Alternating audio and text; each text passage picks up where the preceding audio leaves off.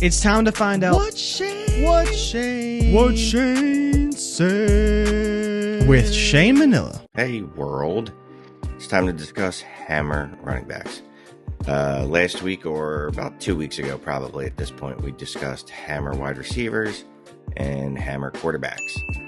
Just like I did with that scoring, the scoring I'm going to use is based off of FF Spaceman's database. Hopefully he does it for 2024. I don't think he plans to, but hopefully if he's watching this, or if anyone that's a patron of his is watching this, we can convince him to, because it's a great database. But anyway, that's what I'm using. And just like with that information, or that data, I should say, it counts the first 16 games of a player's season. Week 17, or their 17th game, I should say, is not included because the 17th game of the season for those players might not have mattered, or they might not have played. All right, enough preamble. Let's get to it. Before I start talking Hammer running backs, though, I did want to note some interesting things that I found while I was going through this. Running backs 14 through 27. There was a giant cluster of running backs in this range. These running backs 14 through 27, were separated by a grand total of 2.2 fantasy points. Ramondre Stevenson through Jonathan Taylor. There's all types of running backs in this range.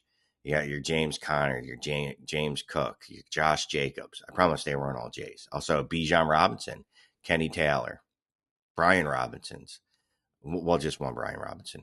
Austin Eckler, Jerome Ford, Tony Pollard, Zach Moss, DeAndre Swift, among a couple other players. What's interesting about this is these are all types of running backs, right?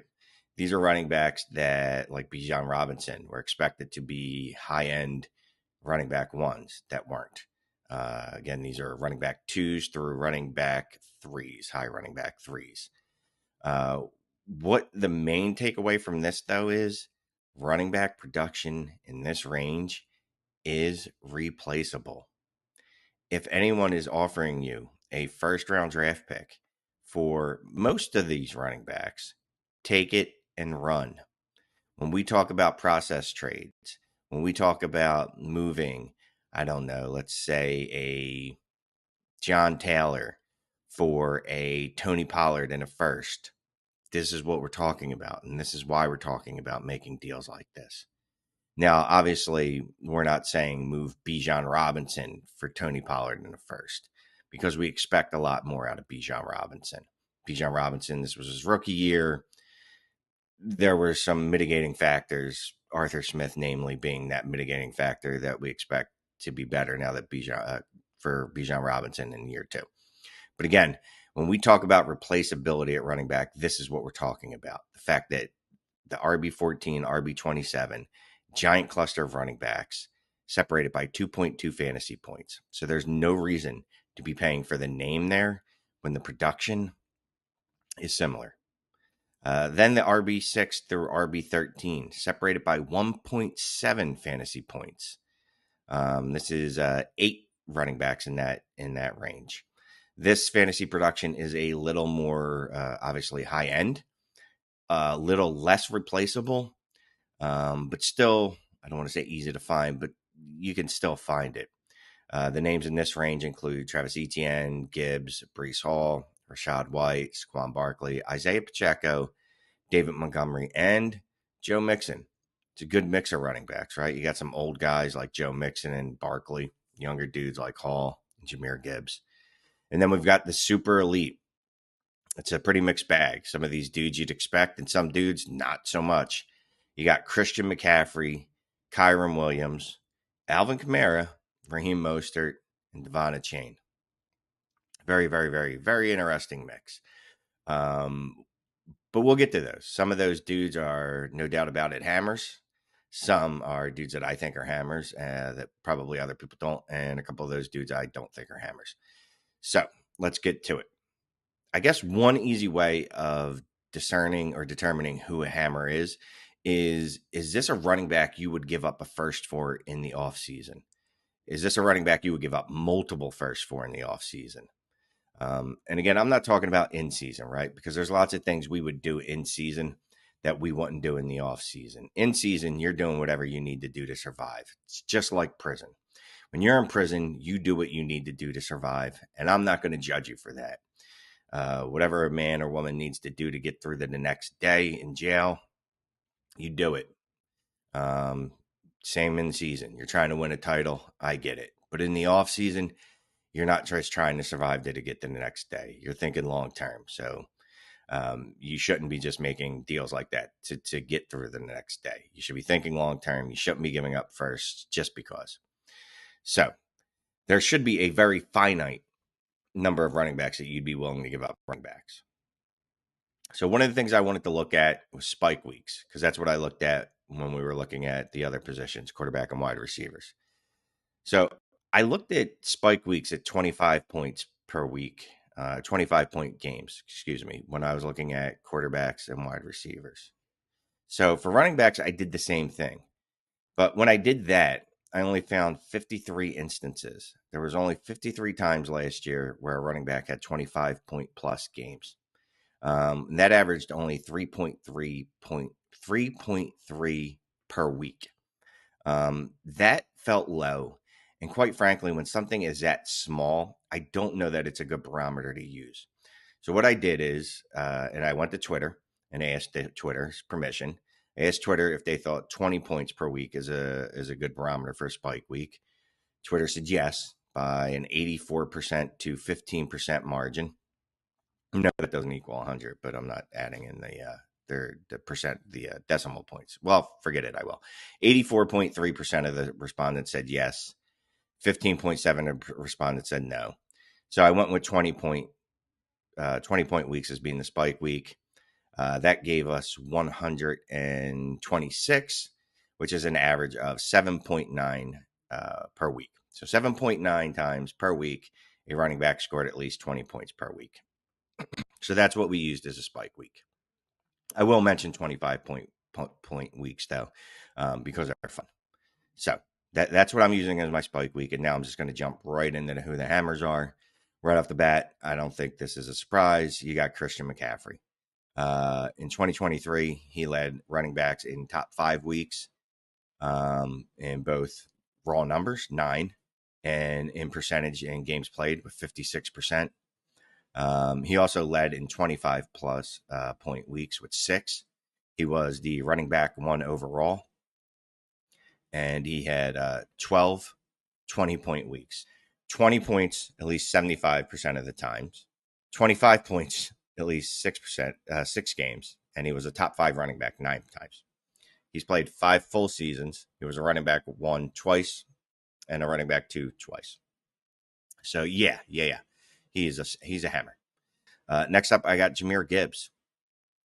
He's a little lower than maybe in points per game than maybe you would expect for a hammer.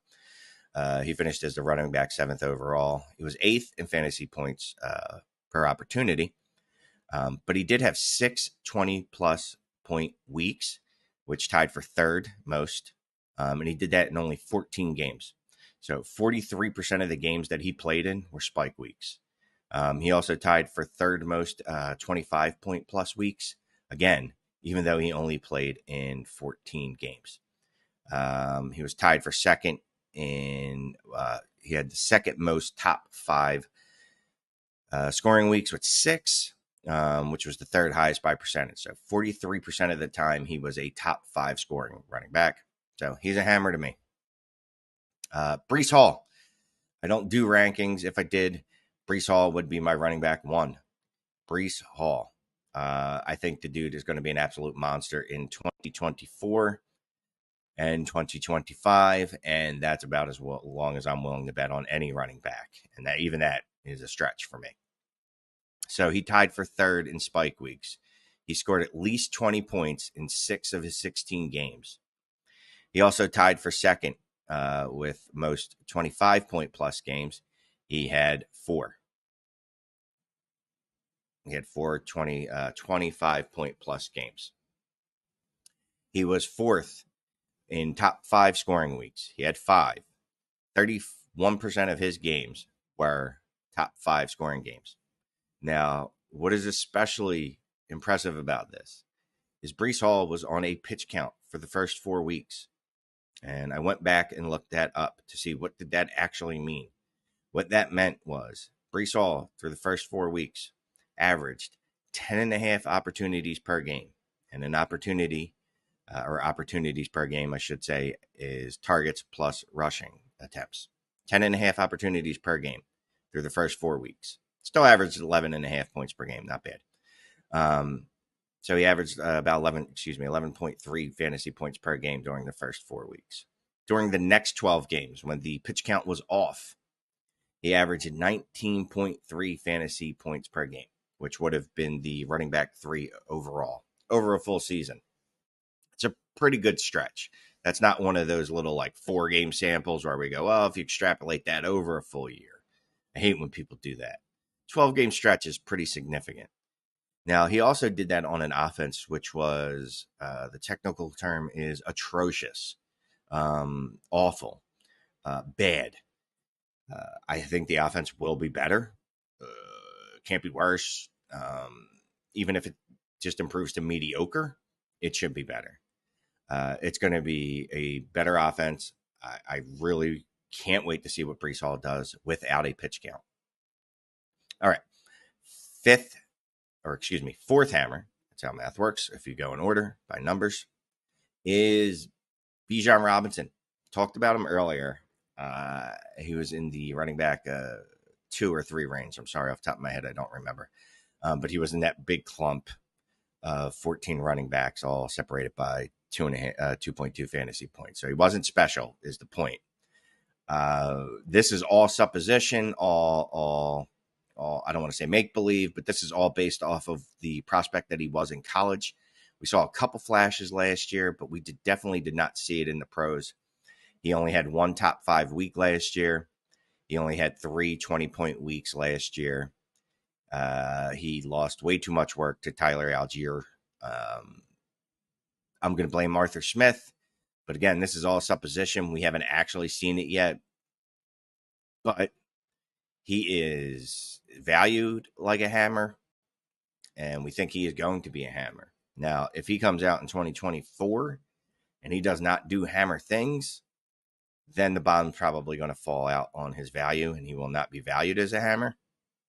So, if someone were to offer me a package, pick players that was commiserate with the value that they would offer for, let's say, Christian McCaffrey, Jahmyr Gibbs, or Breece Hall, or Bijan Robinson, if he was on my roster, there's a pretty good chance I would take it. That's some actionable advice, because I don't think I've given much right now so far, other than don't overpay for the running backs in that first tier that we talked about, that big old cluster. And we'll get back to that again.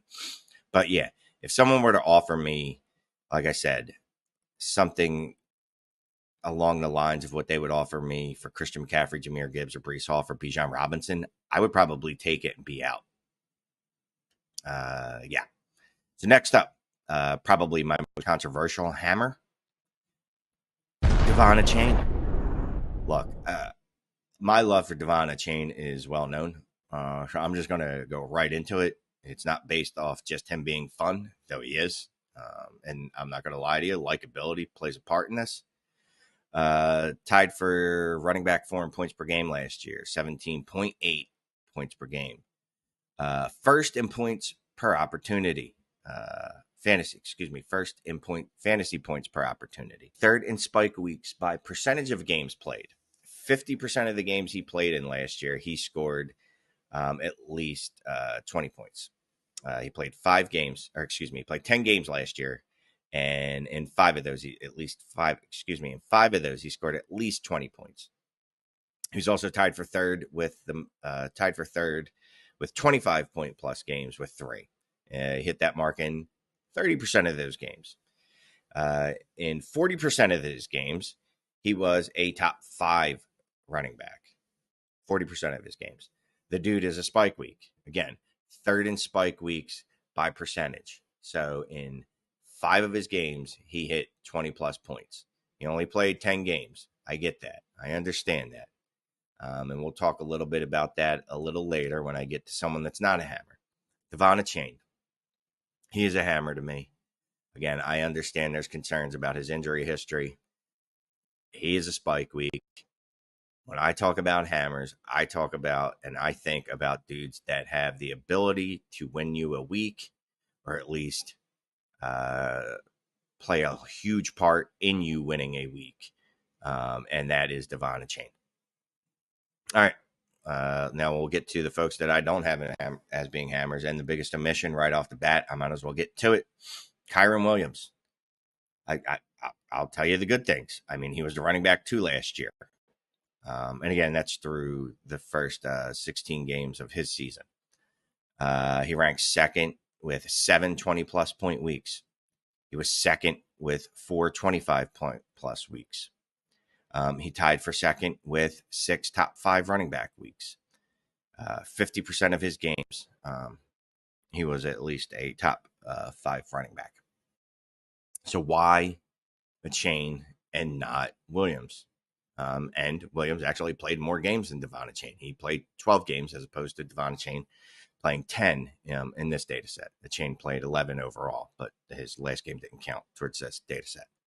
Well, this is my biggest concern. Williams' specific injuries, his foot and ankle. His foot injury, more specifically than anything.